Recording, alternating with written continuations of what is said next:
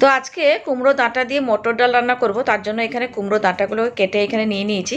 আর এখানে নিয়েছি চিংড়ি মাছ। আর আজকে ভাবছি চিংড়ি মাছের বাটি চচ্চড়ি করব। ওই চিংড়ি মাছের বাটি চচ্চড়ির জন্য সরু করে আলু আর টমেটো কেটে রেখেছি। আর এখানে না ছোট ছোট সাইজের পটলগুলোকে খোসা ছাড়িয়ে রেখেছি। আজকে একটুখানি পটল পোস্ত রান্না করে ফেলবো, তাহলেই হয়ে যাবে। তো গ্যাসে মটর ডালটাকে সিদ্ধ করতে বসিয়ে দিয়েছি প্রেসার কুকারে।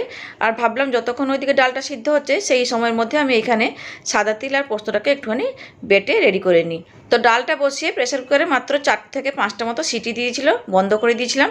তো এরপরে আমি ঢাকাটা খুলে নিচ্ছি। দেখুন খুব সুন্দরভাবে ডালটা সিদ্ধ হয়ে গেছে।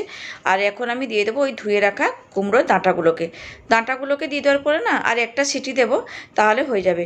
আর ডালটাকে সিদ্ধ করার সময় না অল্প একটুখানি আমি নুনও দিয়ে দিয়েছিলাম। নুন দিয়ে মটর ডালটাকে সিদ্ধ করে নিয়েছিলাম। তো যাই হোক, এখন ডাঁটাগুলো দিয়ে আবারও প্রেসার কুকারে ঢাকাটা লাগিয়ে দিয়ে গ্যাসটা ধরিয়ে দিলাম। আর একটা সিটি দিলে আমি কিন্তু বন্ধ করে দেবো। আর এইদিকে পটল রান্নার জন্য সাদা তিল আর পোস্তটাকে পুরো প্লেন করে আমি বেটে নিয়েছি। এরপরে আমি বাটির মধ্যে তুলে রেখে দেবো। তো শিলটা আর এখন ধুয়ে আমি তুলবো না, কারণ শিলের মধ্যে আবার সর্ষে বাটতে হবে। তাই জন্য শিলটা এরকমই পাতানো থাকবে, ওর মধ্যে একটুখানি সাদা আর কালো সর্ষে দুটো মিশিয়ে দিয়ে রেডি করে রেখে দেবো।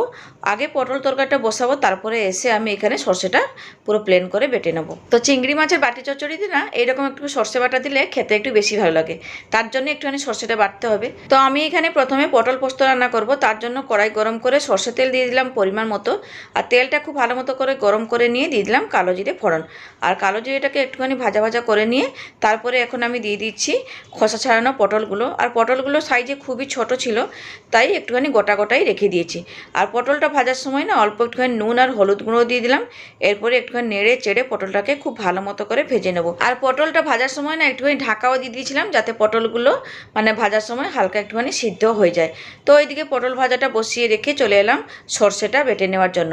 তো এইদিকে সর্ষেটা বাটতে বাটতেও নজর যাচ্ছে আমার ওইদিকে পটলের দিকে, কারণ গ্যাসটা বাড়িয়ে বাড়িয়ে পটলটাকে ভাজা করছিলাম, আর না হলে পুড়ে যাবে পটলটা। তার জন্য আবার সর্ষেটাকে আধবাটা করে রেখে এসে একবার পটলটাকে নেড়ে চেড়ে দিলাম। তো আবারও পটলটাকে ঢাকা দিয়ে চলে এলাম এদিকে সর্ষে বাটাটা কমপ্লিট করার জন্য।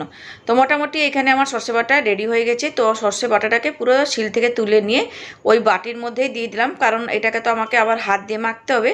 তার জন্যই আমি একেবারেই বাটির মধ্যে তুলে রেখে দিলাম। আর এদিকে পটলগুলো না খুব সুন্দরভাবে লাল লাল করে ভাজাও হয়ে গেছিলো, আর ভাজতে ভাজতে হাফ সেদ্ধ হয়ে গেছিলো। তো এরপরে ওই ভাজা পটলের মধ্যে আমি দিয়ে দিলাম আগের থেকে বেটে রাখা সাদা তিল আর পোস্ত বাটাটাকে। আর এই বাটাটাকে দিয়ে দেওয়ার পরে পটলের সাথে ভালো করে একটু নেড়ে চেড়ে মিশিয়ে নেওয়ার পরে মানে কিছুক্ষণের জন্য একটুখানি হালকা ভেজে নেব। তো পটলটা ভাজার সময় আমি পরিমাণ মতো হলুদ গুঁড়ো আর নুনটা দিয়ে দিয়েছিলাম।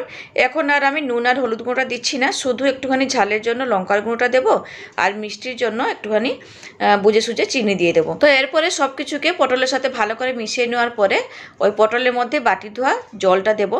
আর জলটা দেওয়ার পরে যদি প্রয়োজনে নুন লাগে তাহলে একটুখানি বুঝে সুঝে নুনটা দিয়ে দেবো। তো পটলের মধ্যে ওই বাটি ধোয়া জলটা দিয়ে দেওয়ার পরে একবার ভালো করে নেড়ে চেড়ে মিশিয়ে নিচ্ছিলাম। আর জলটা দেওয়ার পরে একবার টেস্টও করে নিয়েছিলাম, নুনটা লাগতো। তো সামান্য একটুখানি নুন দিয়ে আবারও নেড়ে চেড়ে ভালো করে মিশিয়ে নেওয়ার পরে দিয়ে দিয়েছিলাম কয়েকটা চেরা কাঁচা লঙ্কাগুলোকে দিয়ে দেওয়ার পরে আবার একটু নেড়ে চেড়ে মিশিয়ে নিচ্ছি। তো এরপরে পটলটাকে না ঢাকা দিয়ে 2 থেকে 3 মিনিট মতো একটুখানি রান্না করে নেবো। তো এদিকে পটল রান্না হতে হতে আমি এখানে ওই বাটি চচ্চড়ির জন্য সব কিছুকে একবার হাতের সাহায্যে ভালো করে মেখে রেডি করে নেবো। তো এখানে বাটির মধ্যে কাটা আলু আর কাটা টমেটো তো ছিল, তার মধ্যে আমি সর্ষে বাটাও দিয়ে রেখেছি। আর এরপরে শুধু কিছু বেসিক মশলাপাতি সব দিয়ে দিচ্ছি, মানে পরিমাণ মতো নুন দিয়ে দিলাম। আর ঝালের অনুযায়ী মানে ঝাল পরিমাণ বুঝে সুঝে আমি দিয়ে দিলাম লঙ্কার গুঁড়ো, তারপরে দিলাম পরিমাণ মতো হলুদের গুঁড়ো, আর তারপরে দিয়ে দিয়েছিলাম ধুয়ে পরিষ্কার করে রাখা চিংড়ি মাছগুলোকে। আর শেষে দিলাম পেঁয়াজ কুচি আর চেরা কাঁচা লঙ্কা। আর এইরকম চিংড়ি মাছের বাটি চচ্চড়িতে না একটুখানি বেশি করে ঝাল দিলে মানে বাটি চচ্চড়িটা খেতে বেশ ভালোই লাগে। তো একবার এই সব কিছুকে ভালো করে প্রথমে মিশিয়ে নিচ্ছি হাতের সাহায্যে। তারপরে আমি দেব কাঁচা সর্ষের তেল। তো সর্ষের তেলটা দিয়ে দেওয়ার পরে আবারও সব কিছুকে ভালো মতো করে মেখে নেবো। আর মেখে টেকে মোটামুটি আমি 10 থেকে 15 মিনিট মতো আমি সেইভাবে রেখে দেবো। একটুখানি রেখে দিলে না বাটি চচ্চড়িটা ভালো হবে। তো এখানে আমি হাতে একটুখানি সময় নিয়ে সব কিছুকে হাতের সাহায্যে ভালো করে মেখে টেকে 10 থেকে 15 মিনিট মতো আমি রেখে দিয়েছিলাম। আর এদিকে দেখুন প্রেসার কুকারে না ওই ডাঁটা দিয়ে যে মটর ডালটা সিদ্ধ করতে বসিয়েছিলাম, খুব ভালো মতো সিদ্ধ হয়ে গেছে, মানে ডাঁটাগুলো খুব ভালো মতো সিদ্ধ হয়ে গেছে।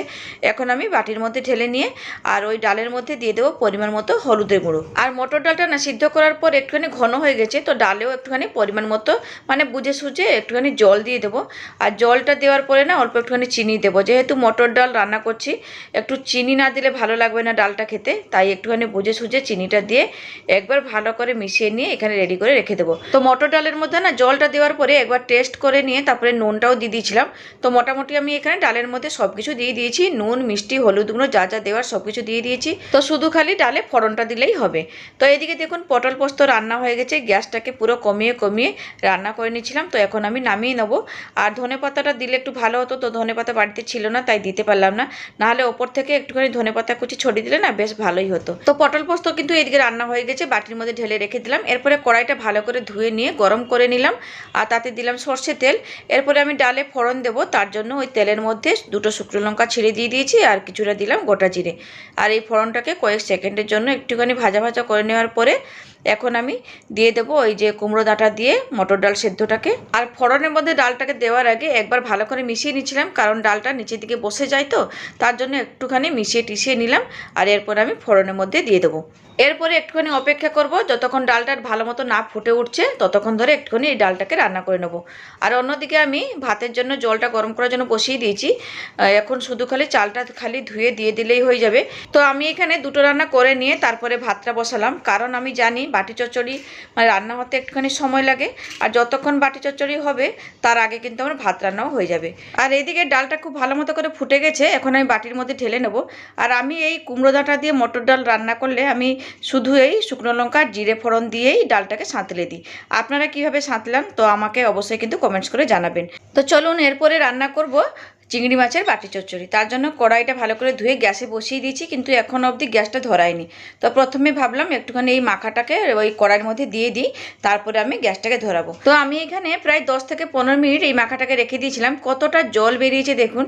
তো যাই হোক সমস্ত মাখাটাকে আমি দিয়ে দিলাম কড়াইয়ের মধ্যে। এরপরে ওই অল্প একটুখানি জল দিয়ে বাটিটাকে ধুয়ে তারপরে এই জলটাকে এই মাখার মধ্যে আমি দিয়ে দেবো। আর তারপরে ভালো করে মিশিয়ে দিয়ে ঢাকা দিয়ে রান্না করব। আর প্রথমেই না একটুখানি গ্যাসটা জ্বালিয়ে দিয়ে গ্যাসটাকে পুরো হাই ফ্লেমে রেখে দেবো 2 থেকে 3 মিনিট। যখন একটুখানি ফুটতে শুরু করবে তারপরে আমি গ্যাসটাকে কমিয়ে দেবো। আর এইখানে আমি বাটি চচ্চড়িটাকে পুরো ধিমি আঁচে রান্না করব। যত লো ফ্লেমে করে এই বাটি চচ্চড়িটা রান্না হবে ততটা খেতেটা টেস্টি হবে। আর এদিকে দেখুন দুটো ডিম নিয়ে নিয়েছি, এখন আমি ডিমের অমলেট করব। কারণ যেহেতু বড় মাছ কিছু রান্না করিনি, তো ওরা দুজন মানে বাবা আর ছেলে খেতে পারবে না, তো তাই বললো দুটো ডিম নিয়ে একটুখানি ভেজে দাও, তাহলে আমরা ভাতের সাথে খেতে পারবো। তো ওইদিকে ডিমের মধ্যে অল্প একটুখানি পেঁয়াজ কুচি, লঙ্কা কুচি, নুন দিয়ে ভালো করে মিশিয়ে ওখানে রেডি করে দিয়েছি। পরে আমি অমলেটটা ভেজে নেব। তো প্রথমে এইদিকে ঢাকাটা খুলে একবার ওই বাটি চচ্চড়িটাকে দেখে নিচ্ছি, মানে কতদূর কি সিদ্ধ হয়েছে। দেখলাম ওই আলু আর চিংড়ি মাছ খুব ভালো মতো সিদ্ধ হয়ে গেছে। তো এখন আর ঢাকা দিচ্ছি না, ওই ঢাকা খুলে রেখে একটুখানি গ্যাসটাকে মিডিয়ামে রেখে এই বাটি চচ্চড়িটাকে রান্না করে নিচ্ছি। আর অন্যদিকে ফ্রাই প্যানে সরষে তেল দিয়ে খুব ভালো মতো করে গরম করে নেওয়ার পরে দিয়ে দিয়েছিলাম ডিমের মিশ্রণটাকে। এরপরে ওইদিকে ডিমের অমলেটটা ভাজা হতে থাকুক, আর এইদিকে আমি বাটি চচ্চড়িটাকে একবার চেক করে নিচ্ছি। দেখুন সমস্ত জল কিন্তু শুকিয়ে গেছে আর চচ্চড়িটা না খুব ভালো মতো হয়েছে। দেখুন এইরকম একটুখানি মাখা মাখা থাকবে, তাহলে না ভাতের সাথে খেতে কিন্তু ফাটাফাটি লাগবে। তো ওই দিয়ে কিন্তু ডিমের অমলেটটা মানে ভাজা হয়ে গেছিলো, দেখুন উল্টাতে গিয়ে ডিমটা ভেঙেই গেল। তো যাই হোক ওই রকম একটুখানি উল্টে পাল্টে ডিমটাকে পুরো ভেজে নিয়েছি। আর এদিকে কিন্তু চিংড়ি মাছের বাটি চচ্চড়িও রান্না হয়ে গেছে, আমি ওই রকমই কড়াইয়ের মধ্যে রেখে দিয়েছি। তো মোটামুটি আজকের মতো সব কিছু রান্নাবান্না শেষ করলাম। আর এখন চলে এসেছি ভাত বাড়ার জন্য, খিদা পেয়ে গেছে। আর যেহেতু ডিমের অমলেটটা গরম গরম ভেজেছি, তো আর ঠান্ডা হলে পরে আর খেতে ভালো লাগবে না, তাই ঝটপট করে একটুখানি ভাতটা বেড়ে নিচ্ছি। সব কিছু মানে যা যা তরকারিপাতি রান্না করেছি সব কিছু ভাতের পাশে নিয়ে নেবো, এরপরে খাওয়া দাওয়া করবো। তো চলুন তাহলে আরও একবার বলে দিই আজকে কি কি রান্না করলাম। আজকে রান্না করেছি গরম গরম ধোঁয়া ওঠা ভাত, সাথে করেছি পটল পোস্ত, মানে পটল পোস্ত মানে সাদা তিল আর ওই পোস্ত বাটা দিয়েই পটলটা রান্না করেছি। আর সঙ্গে করেছি চিংড়ি মাছের বাটি চচ্চড়ি, আর কুমড়ো শাকের ডাঁটা দিয়ে বানিয়েছি মটর ডাল। তো আজকে যেহেতু বড় মাছের কিছু রান্না হয়নি, তাই একটুখানি ভাতের সাথে খাওয়ার জন্য দুটো ডিমের অমলেটও করে নিয়েছি। আর আজকে এই কুমড়ো ডাঁটা দিয়ে যে মটর ডালটা রান্না করেছিলাম, ডালটাও খেতে ভালো হয়েছিল। কুমড়ো শাকের ডগাগুলো দিয়ে দিলে ভালো হতো, কিন্তু কুমড়ো শাকটা না আমি ভেজে ওই পান্তা দিয়ে খেয়ে ফেলেছি, তাই শাক আর নেই, শুধু ডাঁটাটা রেখে দিয়েছিলাম। ওই ডাঁটাটা দিয়ে আজকে মটর ডালটা রান্না করলাম। তো চলুন ভাতের থালা বেড়ে নিয়েছি, এরপরে খাওয়া দাওয়া করবো। তাহলে থাকলাম, টাটা।